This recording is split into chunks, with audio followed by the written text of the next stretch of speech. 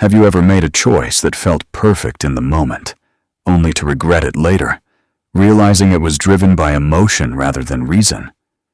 Maybe you bought something you didn't need because the ad made you feel left out. Maybe you voted for someone because their speech stirred your heart, even though their policies were unclear. Or maybe you agreed to something in a conversation because guilt pressed harder than logic. This is the trap we're uncovering today: the appeal to emotion. Last week, we built our mental armor against personal attacks and ad hominem tricks.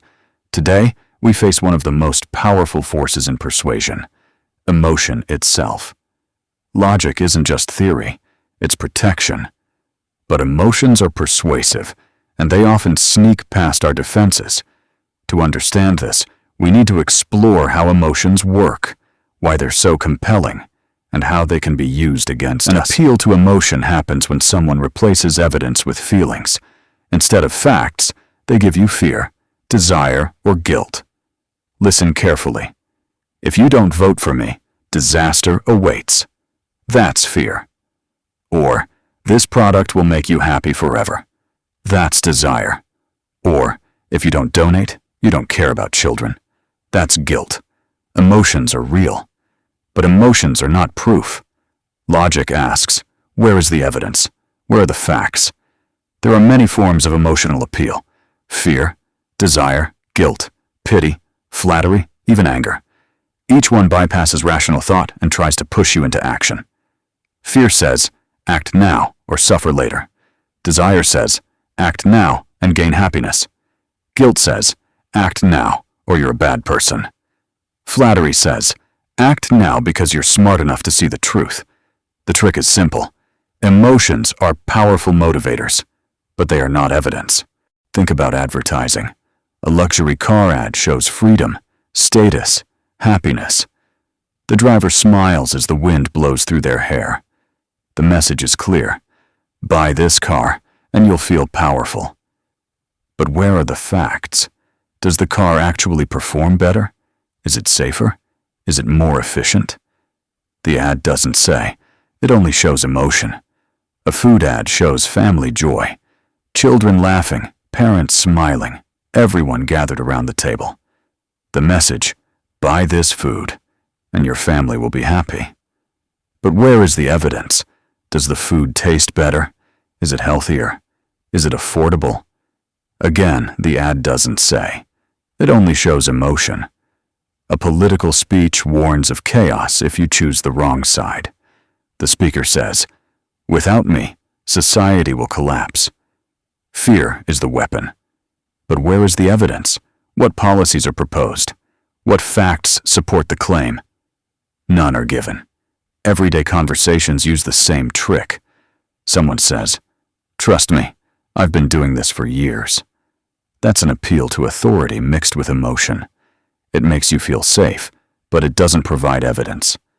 These examples show how emotion replaces logic.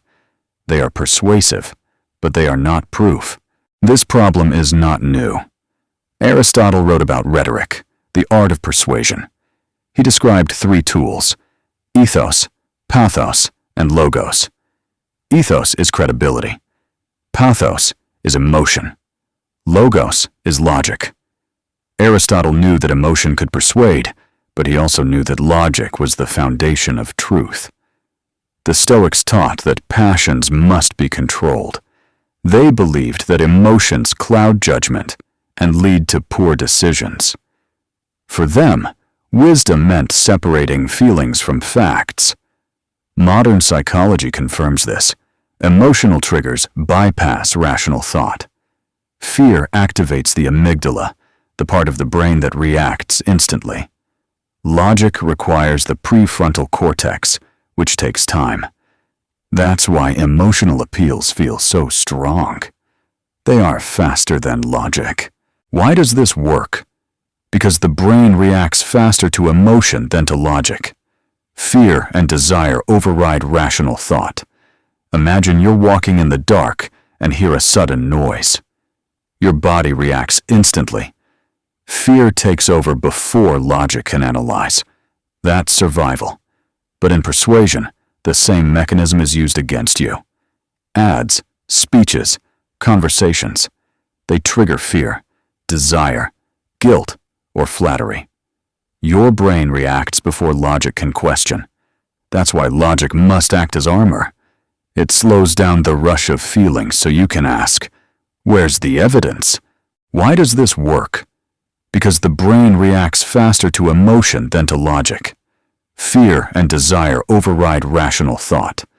Imagine you're walking in the dark and hear a sudden noise. Your body reacts instantly. Fear takes over before logic can analyze. That's survival. But in persuasion, the same mechanism is used against you. Ads, speeches, conversations. They trigger fear, desire, guilt, or flattery. Your brain reacts before logic can question.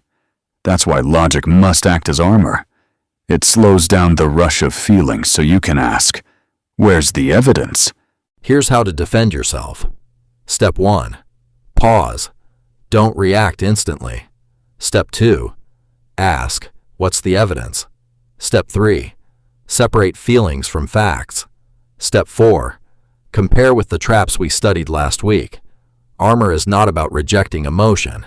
It's about refusing to let emotion replace reasoning. Every week your armor gets stronger. Today, we faced the appeal to emotion. We saw how fear, desire, guilt, and flattery replace evidence. We learned why emotions persuade and how logic defends. Remember, emotions matter. They are part of life, but they cannot replace reasoning. Logic is mental armor. Use it well. Next time, we'll face another trap, the slippery slope.